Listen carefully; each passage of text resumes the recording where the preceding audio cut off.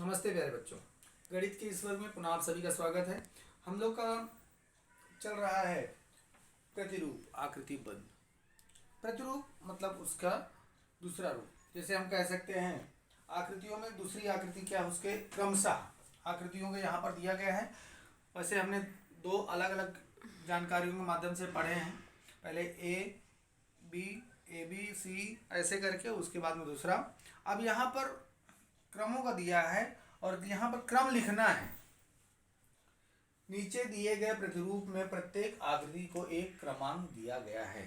अर्थात क्या, उसके आगे कौन सी आकृति हो गई, इस क्रमांक पर कौन सी आकृति होगी।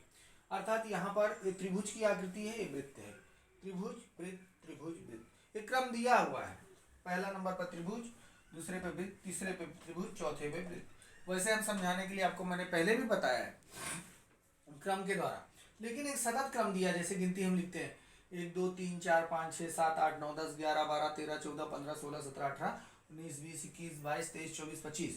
अब पूछ लेंगे कि यहाँ पहले पे त्रिभुज दिया है, दूसरे पे वृत्त दिया है, तीसरे पे त्रिभुज, चौथे पे, तो सातवें पे क्या आएगा।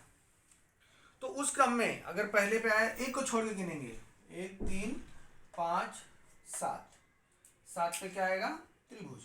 एक छोड़ देंगे, एक ही छोड़ देंगे, किसके लिए छोड़ देंगे, वृत्ति के लिए। वृत्ति के बाद में त्रिभुज, फिर वापस से वृत्त आएगा, फिर वापस त्रिभुज आएगा, फिर वापस वृत्त आएगा। मतलब यहाँ पर 10वें नंबर पर वृत्त हो जाएगा।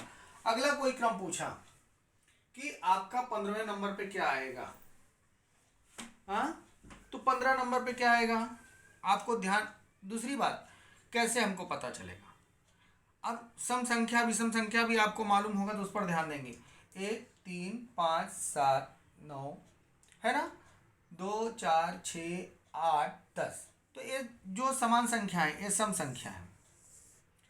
देखिए बच्चों, थोड़ा सा दिमाग लगाने की जरूरत है। और ये विषम संख्या है।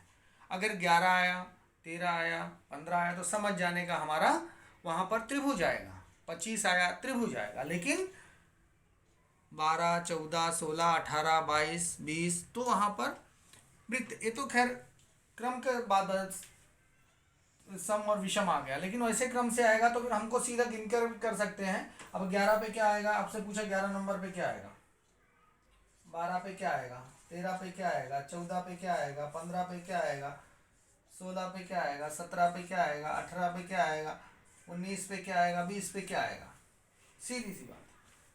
अब वृत्ति के बाद हमेशा त्रिभुज, वृत्त त्रिभुज वृत्त त्रिभुज वृत्त त्रिभुज। ये मैं जल्दी जल्दी कर रहा हूँ, वृत्त त्रिभुज और वृत्त। अब देखो, एक दहाई अगर इकाई पे एक पे आया है तो इकाई, अगर दहाई का संख्या भी आ गया तो इकाई में भी वही आएगा, क्योंकि दो अगर जो रहेगा उसका समान। जहाँ पर दो के स्थान पे जिसमें दो आएगा वो वृत्त रहेगा, 3 आएगा त्रिभुज रहेगा, 4 वृत्त, 5 त्रिभुज, 6 यहाँ पर 6 दिया गया। इन सब चीज़ को जब हम विशेष रूप से निरीक्षण करते हैं तभी हम ऐसा कर सकते हैं। और ये सब जो दिया गया है आपको, आपकी निरीक्षण शक्ति को बढ़ाने के लिए ये सब दिया गया है। इसका विशेष अभ्यास आपको करना है। ये पुस्तक में थोड़ा ध्यान देते हैं। देखिए, नीचे दिए गए प्रतिरूप के प्रत्येक आकृति को एक क्रमांक दिया गया है। अब ये तो मैंने आपको फलक में समझा दिया। ऊपर दिए गए प्रतिरूप के कौन सा क्रमांक पर त्रिभुजों की आकृतियाँ हैं और कौन से क्रमांक पर वृत्तों की आकृति। वृत्त मतलब एक गोला और त्रिभुज एक 3 कोने। आपको मैंने पहले भी बताया त्रिभुज किसे कहते हैं, जिसके 3 शीर्ष बिंदु, 3 भुजाएं और 3 कोण जब आपस में मिलते हैं तो त्रिभुज बनता है। अब तीसरी आकृति त्रिभुज है, छठवीं आकृति क्या होगी। अब यहाँ पर एक छोड़ करके, तो यहाँ पर छठी आकृति क्या होगी, वृत्त होगी। 8वीं आकृति भी वृत्त होगी और 11वीं आकृति त्रिभुज त्रिभुज और 15वीं आकृति भी त्रिभुज होगी और 20वीं क्या होगी, वृत्त होगी और 25वीं भी क्या होगी, त्रिभुज होगी। मैंने चित्र भी बना दिया है, लिख भी दिया है। तो इस तरह से आपको मैंने जब इकाई के स्थान पर 5 आ गया, 1 आ गया, 3 आ गया, तो 7 आ गया, 9 आ गया, समझ जाने का त्रिभुज। क्योंकि क्रमशः दिया गया, वृत्त का सम संख्या के आधार पर दिया गया है, 6वीं पर 8वीं पर, तो यहाँ पर वृत्त आ जाएगा। अब आइए एक थोड़ा नया सीखते हैं। ये क्या दिया गया है, नीचे दी गई तालिका में क्रम से आने वाली आकृतियाँ खींचो और आकृतियों की संख्या लिखो। कौन सी? अब यहाँ पर आकृति का क्रमांक दिया गया है 1 2 3 4 5 6, गोलियों का विन्यास दिया गया है, गोलियों की संख्या यहाँ पर एक गोली दी गई है। अब इसमें बढ़ते जा रहा है। दूसरी आकृति में एक, यहाँ पर एक मध्य में है, ऊपर एक, नीचे एक, 3 हो गया। अब तीसरे में क्या किया है, मध्य में एक, 1 2 1 2, मतलब 3 3। अब क्या लगेगा, 6, इधर से भी 3 इधर से 3 नहीं, लेकिन 5 होगा। अब यहाँ पर चौथे में क्या है, 1 2 3 4 5 6 7। अब पाँचवें में कैसा आएगा, अब यहाँ पर 7 है, ध्यान में रखना आपका मध्य में एक ही रहेगा। यहाँ पर 3 है ना, तो 4 कर देने का, 1 2 3 4, फिर यहाँ पर 1 2 3 4, तो 4 4 8 और 1 9। यहाँ पर 6 है, मध्य में 1 2 3 4 5, 1 2 3 4 5, 5 5 10, 10 1 11, बीच में एक ही रहेगा, तभी आपका बराबर होगा। यहाँ पर 5, यहाँ पर 5, 5 5 10 हो गया, और एक बीच का 11, यहाँ पर 1 4 4 8 1 9। तो इस तरह से तीसरी आकृति में कितनी गोलियाँ हैं, तीसरी आकृति में 5 गोलियाँ हैं, चौथी आकृति में 5 2 7, क्योंकि हमने इधर और इधर ही बढ़ाया है। तो इस तरह से हम निरीक्षण कर सकते हैं। चित्र ना खींचते हुए तुम बता सकते हो कि 7वीं आकृति में कितनी गोलियां होंगी। अब 7वीं में, यहाँ पर 6वीं में 11 है, तो 7वीं में क्या करेंगे, एक एक पुनः बढ़ जाएगा, तो क्या होगा, 13 गोलियां होंगी। कितनी उसे लिखो और चित्र खींच कर देखो कि उत्तर की जांच करो। तो 10वीं आकृति में क्या होगा, हाँ 10वीं, फिर उसको आगे बढ़ते जाएंगे। 7वीं में 13, 8वीं में 15, 2 2 जोड़ते जाने का उसमें। 9वीं में 17, 10वीं में 19। तो इस तरह से, मतलब यहाँ पर बढ़ते जाएगा, दोनों तरफ बढ़ते जाएगा, तो इस तरह से बनता जाएगा। और इसका आप कॉपी में अभ्यास करेंगे बराबर, तो आपको बराबर समझ में आएगा। दूसरी बात, यहाँ पर थोड़ा कैलेंडर के साथ में मस्ती दिया गया हुआ है बच्चों को।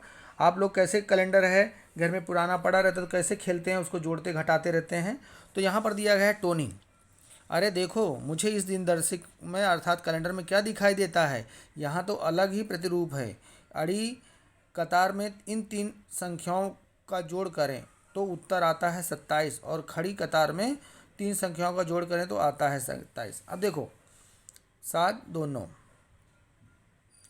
9 और 2 11 हुआ, 11 16 27।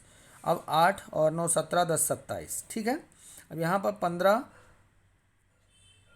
9 3 12 5 17 27। अब यहाँ पर दूसरे भी देख सकते हो आप, क्या आता है उसका अलग फर्क। यहाँ पर कितने का फर्क पड़ता है, अभी ये तो जोड़ का हो गया।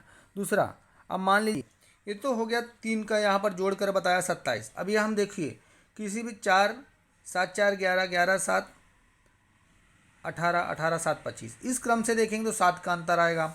इस क्रम से देखेंगे तो कितना, 1 का अंतर आता है ना, एक दिन में 1 का अंतर। उसके बाद में यहाँ पर देंगे, तिरछे देखेंगे तो कितने का अंतर आता है, 9 3 12 6 का अंतर आता है। तो इस तरह से एक दिन के दूसरे अंदर 6 का अंतर है। अब जोड़ेंगे तो उस हिसाब से अलग जोड़ आता है। यहाँ पर भी 6 13, और यहाँ पर 7 में 6 जोड़ दिया तो 13 हो गया, 13 में 6 जोड़ दिया 19 हो गया। इस तरह से 6 दिनों का फर्क पड़ता है। तो कहने का मतलब है, हम अपने अभ्यास से अगर सतत कुछ भी करेंगे तो हमें कुछ ना कुछ नया सीखने को मिलता है, और इससे हमारी क्या होती है, निरीक्षण करने की शक्ति बढ़ती है, और हमारे जोड़ने घटाने और कुछ नया करने सीखने की क्षमता हमारे अंदर आती है। इसलिए निरंतर कुछ ना कुछ हमें निरीक्षण करते रहना चाहिए और उसका अभ्यास करते रहना चाहिए। दूसरी बात, आपको अगला पेज बता रहा हूँ, थोड़ा ध्यान देंगे। यहाँ पर टाइल्स जो हम देखते हैं रास्ते में, फुटपाथ पे चलते हुए, या हमारे घर में जो लगा हुआ है, तो किस तरह से बनता है, उसका निरीक्षण कैसे करेंगे। आपको मैंने 10 ग्राम पढ़ाया था पेज नंबर 4 पर। आप देखिए, आपको 10 ग्राम के अंदर के मैंने पढ़ाया था, और कार्ड को कट करके कैसे चित्र बनाया जाता है, त्रिभुज, आयत, चतुर्भुज और कैसे एक ऐसा चित्र बनता है, फिर उसको काटने के बाद में ऐसा बन जाता है, फिर उसको जोड़ने के बाद में कैसे ऐसे चित्र बनाए जा सकते हैं, अर्थात रंगोली में भी हम कैसे बनाते हैं। तो 10 ग्राम के माध्यम से फिर टाइल्स का हम वो किस तरह से बनाते हैं, ये देखिए पेज नंबर यहाँ पर 4 पर हमने पढ़ाया था, उसी का उपयोग यहाँ पेज नंबर 46 पर किया गया है। देखिए ये क्या है, सब निरीक्षण शक्तियाँ हमारी आपकी बढ़ती हैं और कैसे उसको हम बना सकते हैं। तो इसका आपको मेरी बिना सहायता से आप अपने पुस्तक के माध्यम से 10 ग्राम के माध्यम से ऐसा चित्र बनाने का अभ्यास करिए। फिर पुनः कभी मिलेंगे, फिर इस पर हम आपके अनुरोध के आधार पर इसकी हम चर्चा करेंगे। हम स्वतः से नहीं बताएंगे, आप बोलेंगे सर मुझे जानकारी चाहिए, तभी हम बताएंगे, क्योंकि आप लोग को निरीक्षण करने की क्षमता आपके अंदर निर्माण होनी चाहिए। ठीक है, फिर मिलते हैं अगले वर्ग में समिति के साथ में, तब तक के लिए धन्यवाद।